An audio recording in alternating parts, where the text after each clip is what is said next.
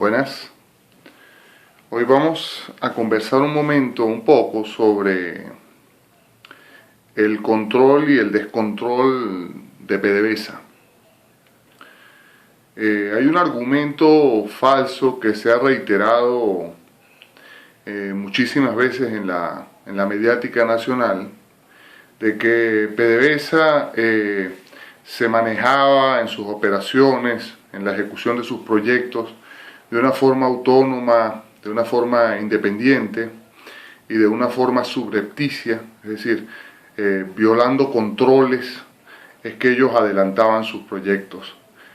Y obviamente proyectos estos, todos antinacionales. Ese argumento es absolutamente falso.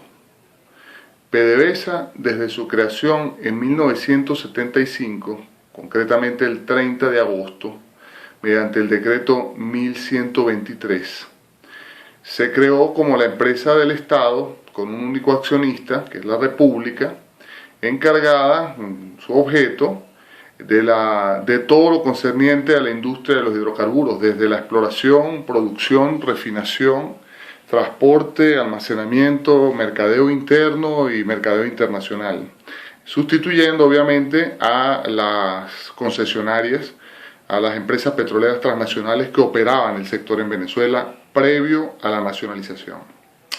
Entonces, decía que era absolutamente falso que PDVSA obraba sin ningún tipo de control. Eso es absolutamente falso. Repito, PDVSA desde su creación fue sujeta a muchísimos controles, constitucionalmente hablando, legalmente e incluso estatutariamente. Comencemos por hablar del control respecto a la designación del presidente y del directorio de PDVSA. Como empresa del Estado lo designa directamente el presidente de la República mediante decreto. Es decir, que ahí está el primer control, que es la designación del presidente y del directorio de la industria por el presidente de la República. El segundo control político es el que guarda el ente de adscripción, es decir, el ministerio competente en el sector, sobre la empresa operadora o el ente adscrito, que es PDVSA. Entonces, en ese sentido, pues PDVSA debía rendir informes reiterados, periódicos, al ministro competente del sector sobre todas sus actividades. Incluso el ministro del sector dicta todas las instrucciones políticas respecto de cómo manejar el sector de hidrocarburos, y el operador debe cumplirlas. Entre esas instrucciones estaban, por ejemplo, los recortes de producción en el marco de OPEP, que obviamente la empresa operadora debía cumplir obligatoriamente por instrucciones del ministro. Es decir, que tenía ya dos controles, tanto en la designación del presidente y directorio por parte del presidente de la República, como la adscripción que tenía como empresa del Estado al ministerio competente en materia de hidrocarburos.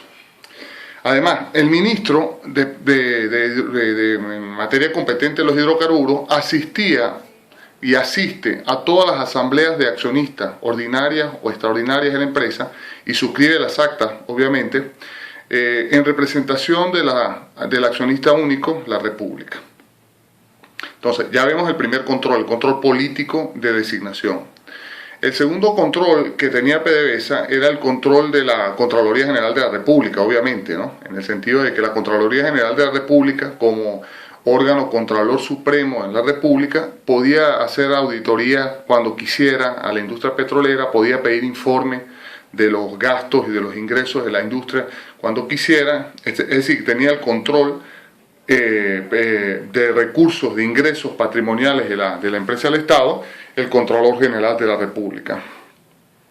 El tercer control era el control legal presupuestario, es decir, PDVSA tenía que hacer un presupuesto de gastos e ingresos, presentarlo al ministro, ente de adscripción, para que se lo aprueben en el Congreso Nacional o en la actual Asamblea Nacional el presupuesto. Es decir, respetaba la ley de presupuesto y tenía que presentar obviamente presupuesto de gastos y de ingresos, tenía el control presupuestario.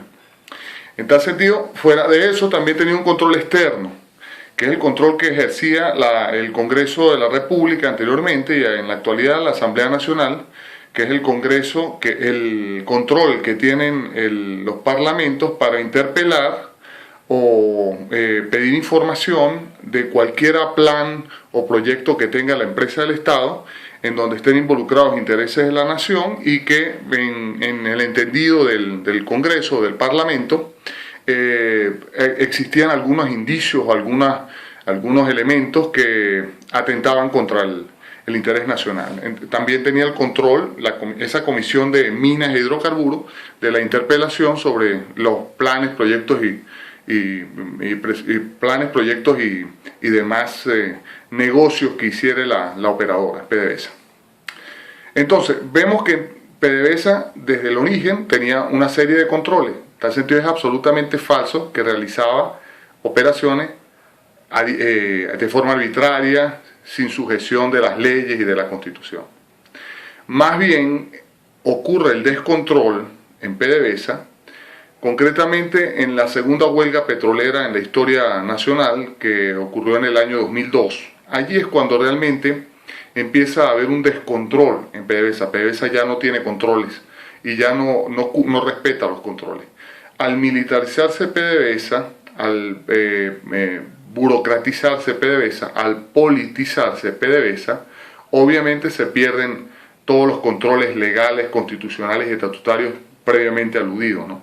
Empezamos porque la persona del presidente de PDVSA se fue la misma persona del ministro, se mezcló o asumió los dos cargos en una misma persona. Allí se viola un principio básico de control, que es que el ente de adscripción no puede ser a la vez la máxima autoridad del ente adscrito. La segunda violación de los controles es la ampliación del objeto, un objeto totalmente ilimitado de la industria, que la sacó del norte, del foco que tenía como industria petrolera, y la puso a hacer cuanto negocio o cuanto servicio le impusiera el Ejecutivo Nacional que efectuare. Pues es decir, cambió de objeto y pasó a ser vendedor de pollo, vendedor de caraotas, vendedor de tubos, de construcción, etcétera, etcétera. Le cambiaron el objeto y obviamente le violaron el norte. Ya Petróleos de Venezuela dejó de ser una empresa petrolera y se convirtió en una empresa multifacética, que no sabe ni siquiera qué es lo que es, ¿no? Cuál era su objeto medular. Además de ello, de 20.000 despidos de los funcionarios que se plegaron a la huelga petrolera del 2002, incorporaron cerca de 60.000, 80.000, es decir, esos 20.000 fueron sustituidos casi por el triple de personal, pero obviamente carente de toda capacidad técnica, pero con mucha lealtad política. En tal sentido, pues obviamente la empresa perdió muchísimas competencias en cuanto a capacidad técnica del personal. Los controles de presupuesto, los controles de parlamentarios, etcétera, obviamente fueron nulos, porque ya PDVSA dejó de ser una institución petrolera técnica y pasó a ser una institución petrolera o una institución multifacética política. Es decir, entró en un proceso de lo que se denominan en el argot de las empresas petroleras mundiales una pemexización. Ese proceso que sufrió la industria petrolera mexicana, que la convirtieron básicamente en un ministerio más, pues, una burocratización, una politización absoluta, y donde las capacidades técnicas no tenían cabida, sino más bien las lealtades políticas, pues.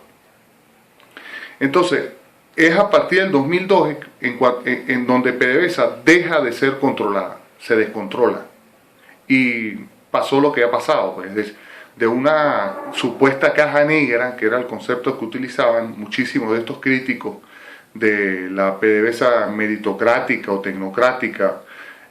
Hablaban de PDVSA como una caja negra, pasó a ser una caja rojita. Pocas palabras a buen entendedor, es decir, pasó a ser la caja chica del financiamiento de todo cuanto proyecto de índole social para solventar un tanto las inmensas necesidades de la población y de la corrupción también. Encaminaron a PDVSA a cubrirlas, a realizar, a ejecutar ese tipo de proyectos. Entonces se convirtió en su caja chica. Y también es absolutamente falso de ese concepto del Estado dentro de un Estado, porque lo que vemos ahora es que tenemos un Estado sin industria. Es decir, parece que tenían razón las personas que promovieron la huelga de petróleo, como la huelga de 1936, que era por reivindicaciones sociales y económicas. La del 2002 era a efecto de evitar la politización, la militarización de la industria y la ideologización de la industria. Tenían razón al plantearse la huelga, y bueno, obviamente al salir derrotados, pues mire lo que tenemos. Ya no es un Estado dentro de un Estado PDVSA, sino un Estado sin industria. Un Estado que no tiene industria petrolera. Vemos los niveles de producción de PDVSA, los planes de crecimiento, etcétera, etcétera. El petróleo para el nuevo Estado venezolano no tiene ningún valor. Por eso es que, repito, lo que siempre hemos tratado de generar como un silogismo, una máxima para el seguimiento de que el petróleo no es del pueblo, el petróleo es de las élites, y éstas saben sembrarlo en sus bolsillos. Nos vemos el próximo miércoles. Defequen rutinariamente, evacúen, para que no se oscurezcan las ideas, se mantengan claras las ideas.